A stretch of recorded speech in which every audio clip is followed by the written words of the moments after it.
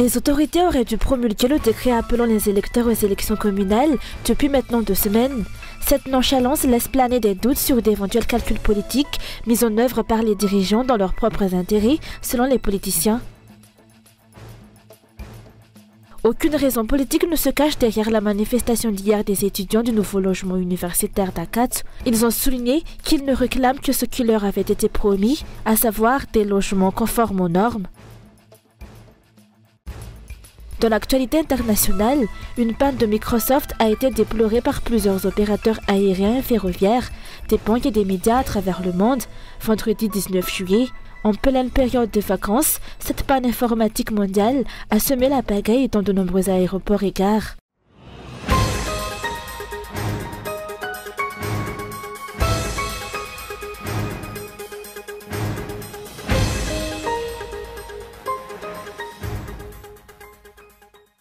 Deux semaines que l'ensemble de la scène politique, les citoyens et les observateurs attendent la promulgation du décret appelant les électeurs à participer aux élections du maire et des conseillers municipaux, ainsi que les détails concernant les cautions à verser pour les candidats. Cependant, à ce jour, le pouvoir exécutif n'a pas encore promulgué ce décret, malgré le fait que la CENI ait depuis longtemps publié sa proposition de date pour ces élections, à savoir le mercredi 6 novembre 2024.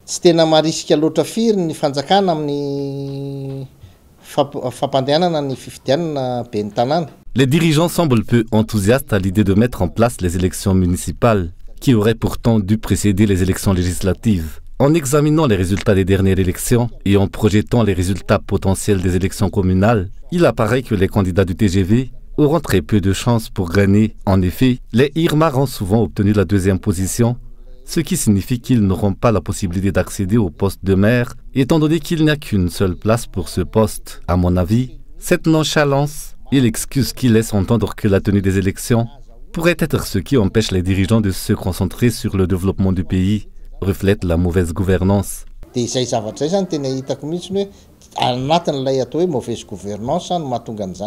Outre la difficulté de trouver des candidats ayant de réelles chances de gagner, il est également possible que des calculs soient en cours pour mettre en place des fraudes et des stratégies visant à écarter les candidats rivaux des candidats orange.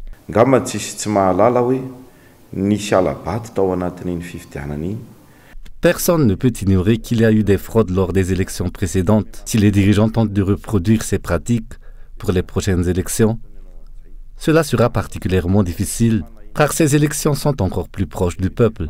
Si des fraudes sont commises de manière délibérée, cela pourrait entraîner des troubles. Pour les prochaines élections, nous proposons qu'au moment du comptage des voix, les résultats soient inscrits en 3 chiffres. Par exemple, pour un candidat ayant reçu cette voix, on écrira 007 afin de prévenir tout ajout frauduleux.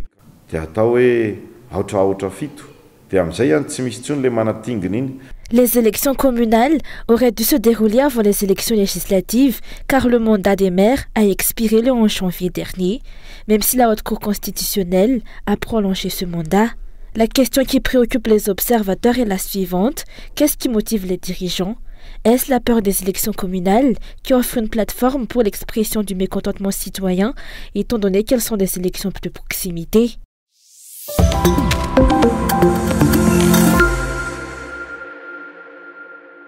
Aucune raison politique ne se cache derrière la manifestation d'hier concernant les problèmes d'approvisionnement en eau et en électricité du nouveau logement universitaire d'Akat, ont souligné aujourd'hui les étudiants. Les dirigeants leur avaient promis des logements aux normes, mais ils vivent actuellement sans électricité ni eau, contrairement à ce qui leur avait été annoncé. C'est notre droit, il n'y a aucune autre raison cachée. Les promesses qui nous ont été faites n'ont toujours pas été tenues, d'où notre grève. À notre arrivée ici, les dirigeants nous avaient promis un logement aux normes. On nous avait dit qu'un mois après notre arrivée en janvier, tout serait réglé. 8 mois plus tard, rien ne marche normalement. L'électricité n'est disponible que vers 8h ou 9h. Ces étudiants ont également souligné qu'ils n'avaient pas l'intention de perturber les élèves qui doivent passer l'examen d'état du baccalauréat. Une lettre de plainte concernant la situation a été déposée auprès des autorités compétentes, mais celles-ci restent sourdes à leurs demandes. Ce sont nos cadets. Nous aussi avons passé le baccalauréat. Si Dieu le veut et qu'ils réussissent, ils viendront également à l'université. Aujourd'hui, c'est nous qui sommes ici. et nous nous battons pour l'intérêt de tous les étudiants, car c'est le droit des étudiants qui habitent dans les cités universitaires de bénéficier d'eau et d'électricité. Nous ne voulons pas perturber leur examen, mais nous réclamons notre droit. Un droit qui, lorsqu'il sera appliqué de manière normale et juste, pourra également profiter à nos cadets lorsqu'ils auront leur baccalauréat. Outre les étudiants de l'université d'Antananarivo, des manifestations ont également eu lieu à l'université de Tuliar. Les étudiants y réclament leurs bourses, plus équipements et exigent également l'amélioration des infrastructures universitaires qui n'ont pas été rénovées depuis de nombreuses années.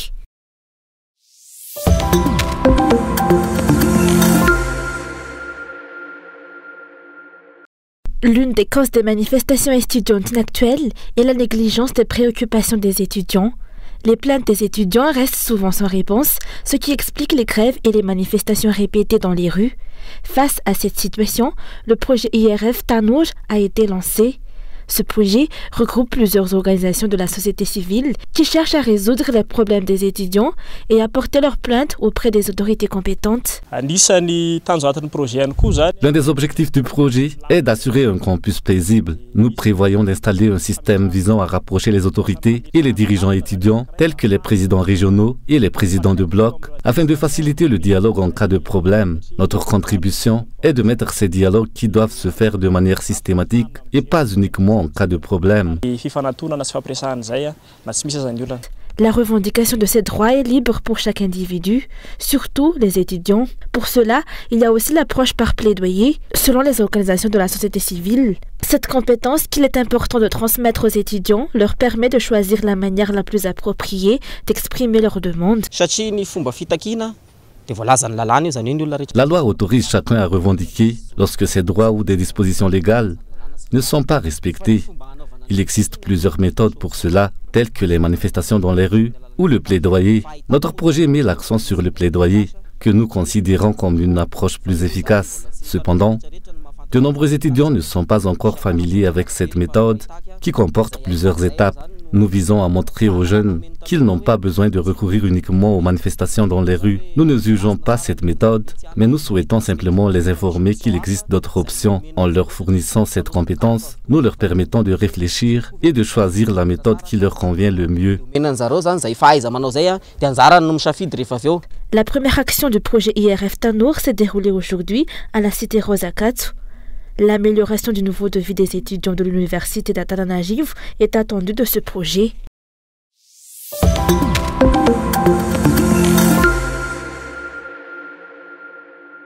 Madagascar a bénéficié de nouveaux outils d'observation de la Terre fournis par le programme Global Monitoring for Environment and Security, GMS and Africa, pour améliorer l'acquisition de données sur le taux de destruction de l'environnement dans le pays.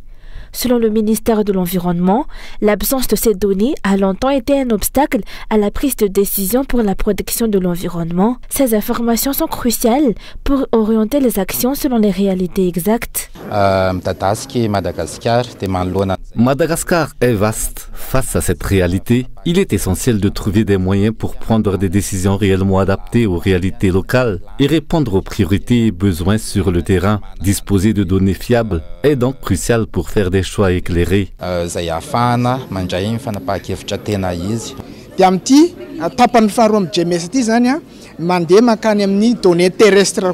Pour cette deuxième phase du programme GMES, nous nous sommes concentrés sur les données terrestres. Ces données sont désormais disponibles et il est maintenant crucial de se focaliser sur leur utilisation par les techniciens afin de prendre des décisions éclairées pour Madagascar et pour l'Afrique. Dans le contexte de la destruction de l'environnement en Afrique, due au changement climatique, la montée des eaux par le représentant de GMES, Africa. Dans le cadre du projet, la fourniture d'équipements pour l'ensemble de l'Afrique de l'Est s'élève à environ 30 millions de dollars. Ce budget a également permis la formation de techniciens, dont des techniciens malgaches. La présentation du projet s'est déroulée à Anous de hier à aujourd'hui, avec la participation de la communauté internationale de l'océan Indien et d'Afrique.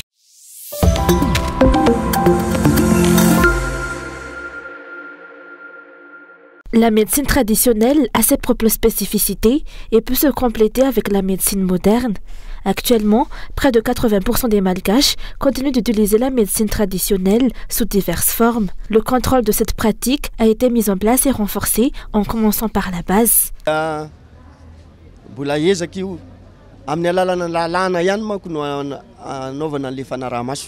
Des efforts sont encore nécessaires. C'est par la loi qu'on peut faire le contrôle. Des systèmes sont en cours de mise en place, comme les comités de conseils communaux au niveau des communes. Ces comités, en collaboration avec les responsables des centres de santé de base, les maires, les tradipraticiens, ainsi que les Oulbés, tels qu'un chef de Funkuntan, un roi ou Souzabé ou Tangalamine et autres seront impliqués dans le processus. Ces membres du conseil seront chargés de recenser les tradipraticiens et de surveiller leurs pratiques pour s'assurer qu'ils ne fassent pas d'écart. L'une des demandes formulées par l'Association des tradipraticiens de Madagascar est la restriction et l'interdiction des publicités pour la médecine traditionnelle. Selon eux, de telles publicités, souvent basées sur des discours mensongers, pourraient représenter un danger pour la société.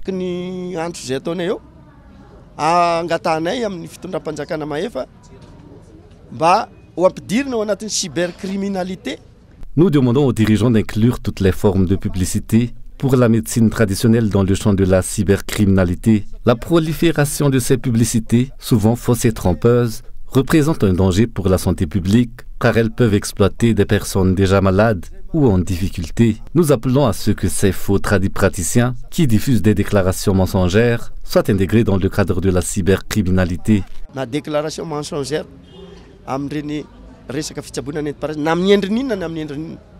Les membres de l'association de tradipraticiens